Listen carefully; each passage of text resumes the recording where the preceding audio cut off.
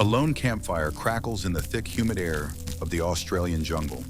Tempers are flaring, voices are getting louder, and right in the middle of it all is Jack Osbourne, his face a mix of pure frustration and exhaustion. He's arguing, poking, and pushing everyone's buttons.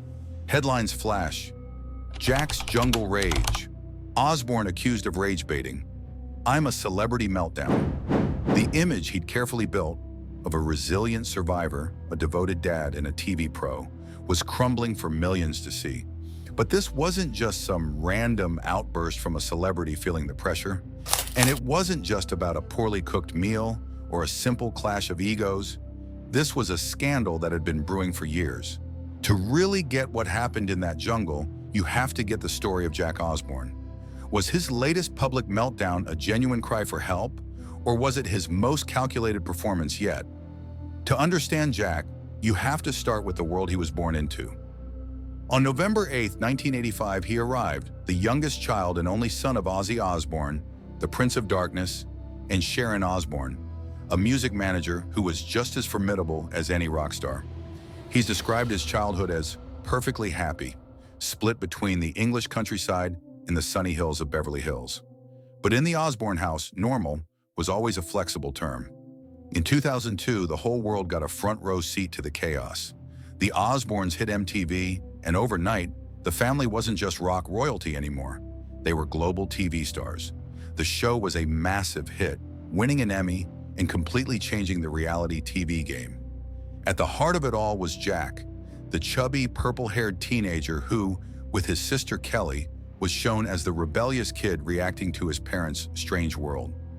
While his older sister Amy wanted nothing to do with it and moved out at 16 to protect her privacy, Jack and Kelly were thrown into the global spotlight. Jack was supposedly the normal one, the one who seemed grounded while his family dropped F-bombs, and his rock legend dad wandered around looking totally confused. He was even starting his own career, scouting for epic records and helping his mom manage Ozfest.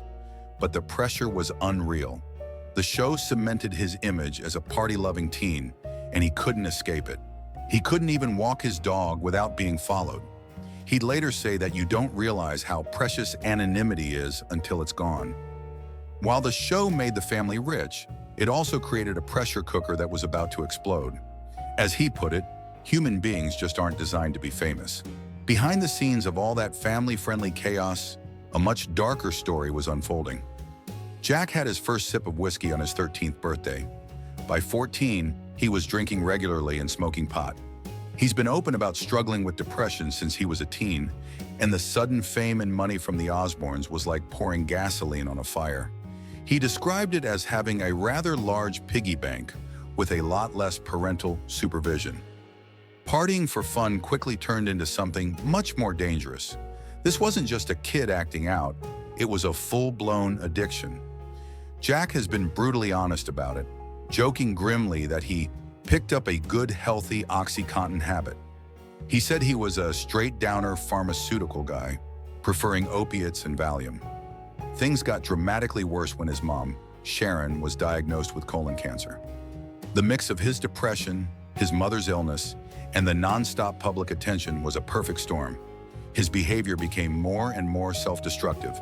The breaking point hit in April 2003. After hearing his girlfriend's ex-boyfriend answer her phone, he tried to take his own life by swallowing a handful of pills. He woke up 12 hours later, knowing he could never feel that way again. At just 17 years old, while still filming the show, Jack Osbourne checked himself into a child psychiatric ward. He said going through rehab so publicly was incredibly invasive and morally really inappropriate.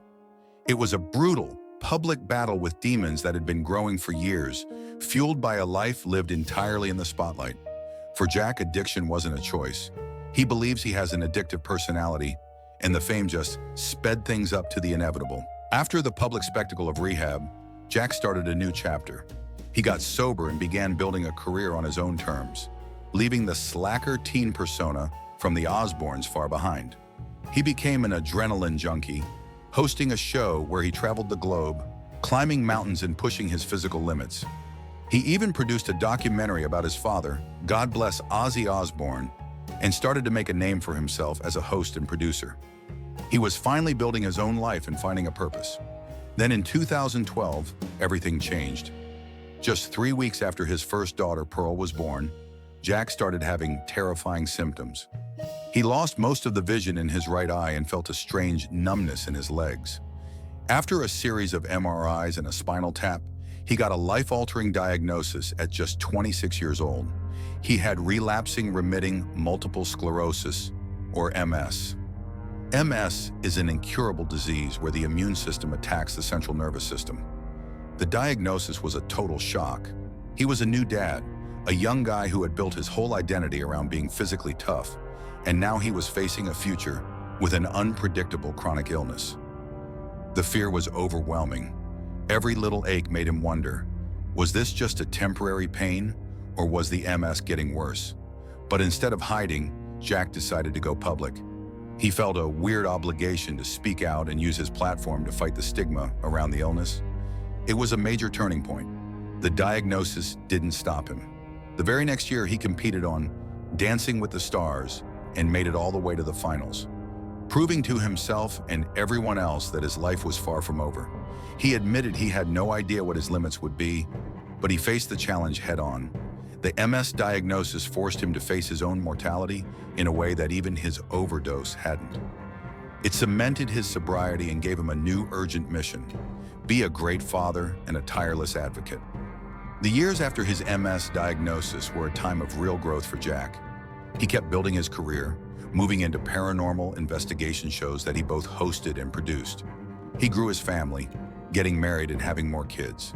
He managed his health with a mix of supplements and alternative therapies. He was a father, a husband, and a TV personality. A man who had seemingly beaten the chaos of his youth and the terror of his diagnosis to build a stable, happy life. But the Osbourne family story has always been turbulent. In the summer of 2025, their world was shaken. In July, Ozzy Osbourne, the legendary Black Sabbath frontman and the family's beloved patriarch, passed away at the age of 76. The news sent shockwaves around the world. For Jack, the loss was crushing. In a raw, emotional video he posted weeks later, he described the feeling as just pain, just sadness and pain, and just so many thoughts. He talked about their complicated relationship, remembering his father not just as a rock icon, but as a man who was deeply complicated, funny and weird and awkward, and clumsy and just hilarious and so insightful. He mentioned how close they had become in Ozzy's final years, with his dad becoming a friend and a text buddy. The grief was profound, a price he was willing to pay for such a deep love. The family was grieving and the world was watching. And right as they were dealing with this huge personal tragedy, a new public fight was about to begin. In the raw aftermath of Ozzy's death, while tributes were pouring in, one comment struck a nasty chord. Roger Waters, the man behind Pink Floyd, made public remarks dismissing Ozzy's legacy, calling Black Sabbath a joke. For a family already drowning in grief, it was a slap in the face. And it was Jack, with his mother Sharon, who stepped up to fiercely defend his father's honor. This wasn't the teenage Jack from MTV fighting with his sister. This was a 39-year-old man, a father himself, who now had to protect his own father's memory. The feud exploded in the headlines, a bitter war of words between rock dynasties. Jack and Sharon's defense was passionate and unapologetic, showing the fierce loyalty that has always defined their family. This public battle was a big deal. It showed a new side of Jack, a man willing to publicly take on a legend like Roger Waters, not for himself, but for his family. The roles had reversed. For so long, he was the son living in Ozzy's shadow. Now, he was the guardian of that shadow. This feud, coming just months after his father's death, piled on even more emotional pressure. He was grieving in public while fighting to protect the legacy of the man he'd just lost. That intense mix of fresh grief and public conflict is exactly what he carried with him into his next big TV venture. Just 4 months after his father's death, Jack Osbourne walked into the Australian jungle for the 2025 season of I'm a Celebrity, Get Me Out of Here. The timing was shocking.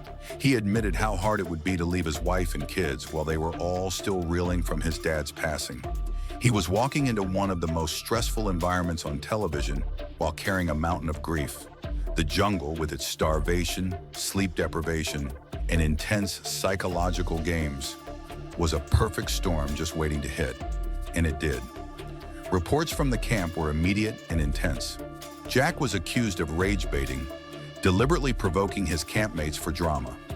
He famously clashed with fellow celebrity Kelly Brook, supposedly over something as small as how to cook an eel. The friendly, tough persona he'd built for years seemed to be cracking. Viewers were split. Was this the real Jack, a reality TV veteran using his old tricks to get screen time? Or was this a man having a complete breakdown? To really understand the jungle meltdown, you have to look at all the pieces. Here was a man living with MS for over a decade, a condition that heat and stress make worse.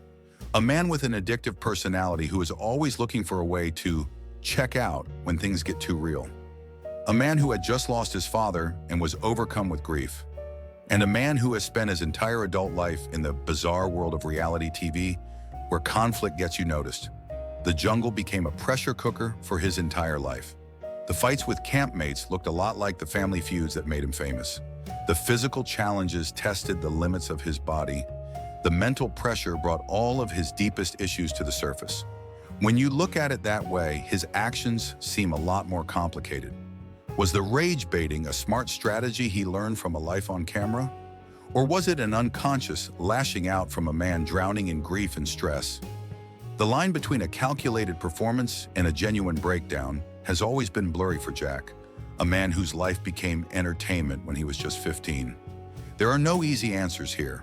Was Jack's behavior in the jungle a clever move by a reality TV pro? Or was it the inevitable collapse of a man pushed way too far?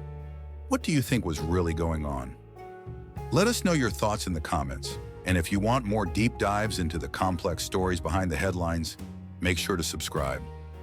His story is a warning about the price of living in the spotlight, where even your most private moments of pain become public entertainment. But it's also a story of survival. Jack Osbourne has been sober for over 2 decades, a huge achievement for anyone, let alone someone who went to rehab at 17 with the whole world watching. He is a dedicated father and a powerful advocate for both MS and mental health awareness. He walked out of that jungle not as a hero or a villain, but as something much more real, a flawed human still wrestling with his ghosts. The question of whether he was performing or pleading for help might be impossible to answer because for Jack Osbourne, his entire life has been a little bit of both.